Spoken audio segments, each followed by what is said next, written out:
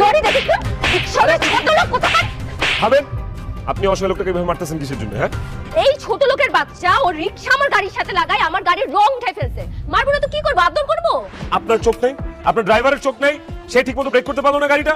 I চুপ মানুষ আমি 5,000 টাকা কমতে দেবো। আরে মামা উনার মতো বড় লোকের মেয়ের কাছে মাফ চাওয়ার কিছু নাই, তুমি কেন মাফ চাবা? কত টাকা আপনার জরিমানা? হ্যাঁ কত? 5,000।